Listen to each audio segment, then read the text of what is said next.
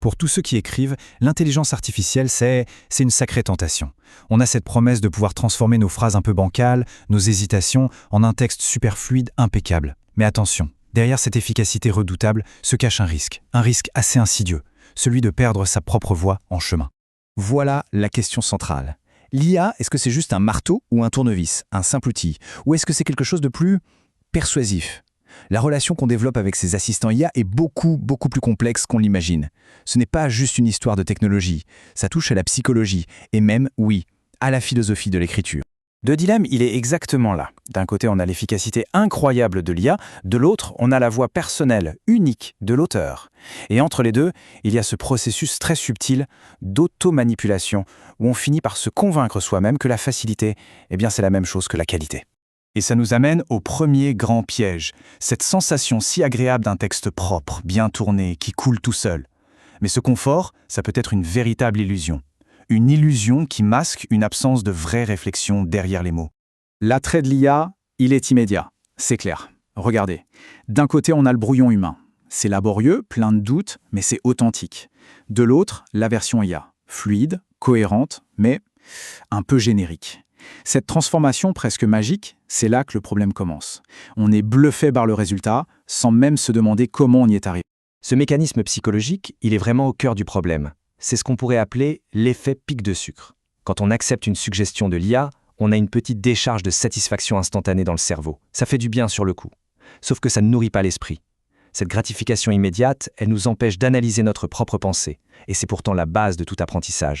Et là, on touche au danger principal. Cette facilité que nous offre l'IA, on risque de la payer très cher par un manque de profondeur. Nietzsche le disait déjà à sa manière, parce que l'effort, la remise en question, c'est le moteur de l'inventivité. Et attention, il y a un piège encore plus subtil, la validation implicite.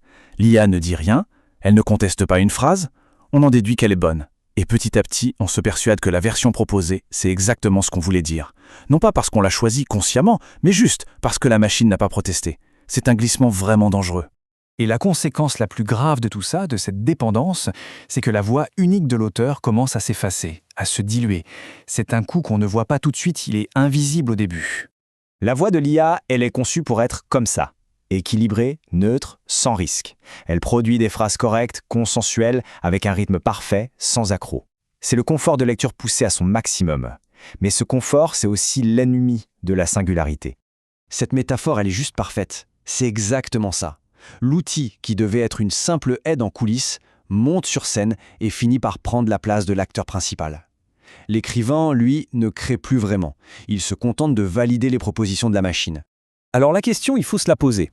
Quand on lit un texte qui semble trop lisse, trop parfait, il faut se demander, est-ce que c'est une vraie voix qui parle, avec ses défauts, sa couleur unique, ou est-ce que c'est la voix lissée et impersonnelle d'un algorithme ? Et c'est là le point crucial. La voix d'un auteur, ce n'est pas juste un style figé, une sorte de marque de fabrique. Non, c'est le processus même de la pensée en action. C'est une pensée qui se cherche, qui hésite, qui tranche. Elle naît de l'effort, de la lutte avec les mots. Et l'IA, son but, c'est justement d'éliminer cet effort. Un texte trop assisté, il peut être correct, oui, mais il est rarement incarné. Bon, alors, on fait quoi? On rejette l'outil en bloc? Pas forcément.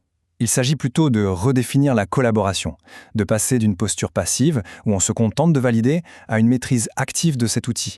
Voici 3 étapes assez concrètes. D'abord, l'IA doit servir à clarifier nos idées, mais jamais à décider à notre place.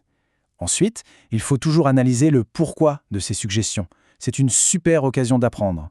Et enfin, le plus important, l'auteur doit toujours avoir le dernier mot. Finalement, ce débat n'est pas vraiment technologique. Il est profondément humain. Il s'agit d'un choix fondamental entre le confort immédiat et la progression sur le long terme. Voilà le message clé à retenir. Le vrai danger, ce n'est pas l'IA. C'est cette tentation tellement humaine de choisir la facilité, de déléguer ce qui est pourtant le cœur même de la création, cet effort de ciseler sa propre pensée avec ses propres mots. Parce qu'il y a des choses que la machine ne pourra jamais faire autrement qu'imiter, sans jamais les posséder vraiment.